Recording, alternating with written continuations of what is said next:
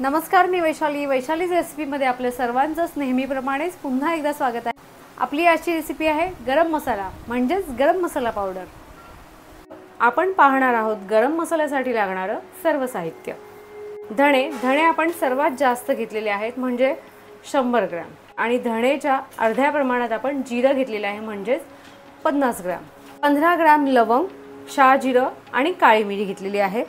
तर 10 ग्रॅम मसाला वेलची, हिरवी वेलची, दगडफूल, चक्रफूल, खसखस, जावेत्री, बडीशेप आणि दालचिनी आणि तमालपत्र, जायफळ आपण अर्ध घेणार आहोत।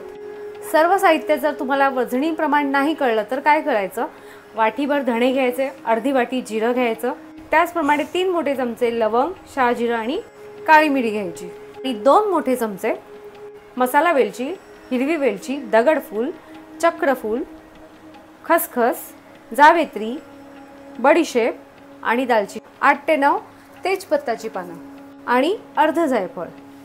गरम मसाल्यामध्ये मसाल्यांचं प्रमाण कमी जास्त झालं तरीही चालतं। मसाले गरम करण्यासाठी आपण पॅन गरम करून घेतलेला आहे।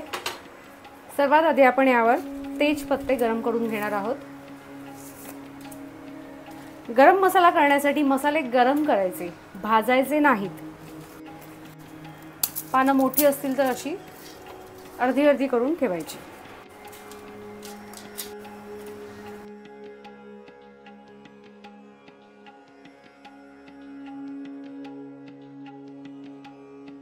मसाल्यांमध्ये जर मॉइश्चर असेल तर ते निघून जातं आणि आपण जेव्हा मसाले मिक्सरला बारीक करतो तेव्हा ते व्यवस्थित बारीक होतात, म्हणून आपण मसाले गरम करून घेतो।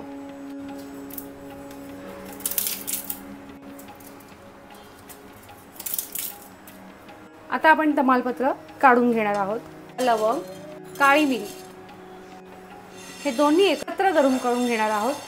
बऱ्यापैकी दोघांची साईज सेम आहे। आपले मसाले जेव्हा आपण पॅन मध्ये किंवा ज्या भांड्यामध्ये गरम करण्यासाठी घालतो तेव्हा त्याचा सुगंध दरवळायला लागतो आणि तो स्पर्शाला तो गरम लागतो। इतकाच तो गरम करून घ्यायचा आणि काढून घ्यायचा। मसाला वेलची, हिरवी वेलची, चक्रफूल, दालचिनी आणि जावेत्री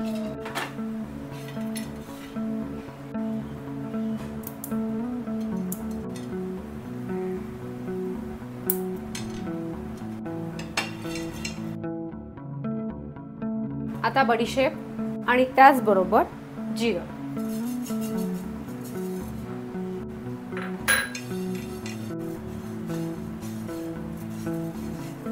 बडीशेप गरम झाल्या तिचा रंग असा हिरवा झालेला आहे। त्याच पोझिशन मध्ये आपली बडीशेप आणि जिरं काढून घ्यायचं। आता धणे,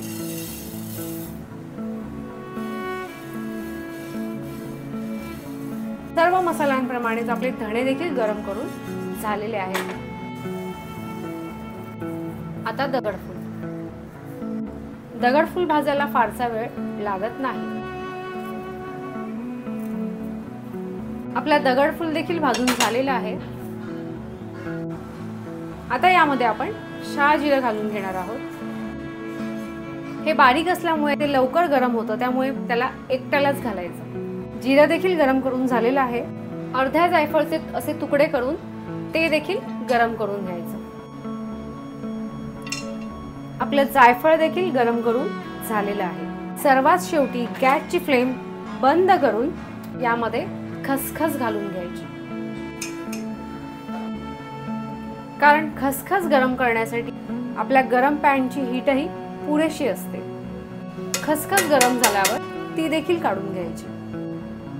आपले सर्व मसाले गरम करून झालेले आहेत। सर्व मसाले थंड करून घ्यायचे। सर्व मसाले थंड देखील झालेले आहेत।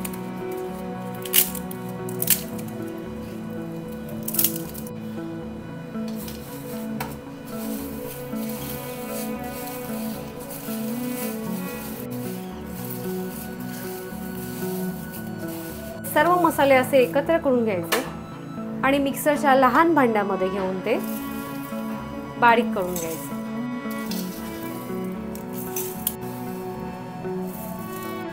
असे थोडे थोडे मिक्सरच्या लहान भांड्यामध्ये घेऊन ते बारीक करून घ्यायचे। गरम मसाला पावडर अशी मिक्सरला बारीक करून घ्यायची।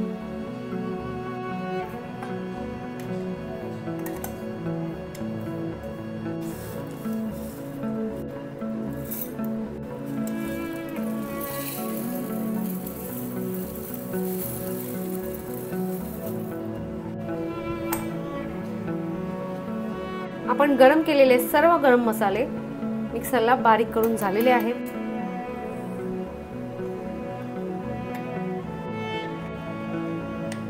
भाज्यांमध्ये आणि कोणत्याही ग्रेव्हीमध्ये घालण्यासाठी आपली गरम मसाला पावडर करून तयार आहे। तुम्हाला जर आपली आजची रेसिपी आवडली असेल तर आपल्या रेसिपीला लाईक करा, जास्तीत जास्त शेअर करा, नवीन असाल तर सबस्क्राइब देखील करा आणि ज्याप्रमाणे तुम्ही आपल्या सर्व रेसिपीज पाहता त्याचप्रमाणे पाहत राहा, पाहता पाहता करतही राहा आणि करून झाल्यावर कमेंटमध्ये नक्की सांगा तुमची रेसिपी कशी झाली।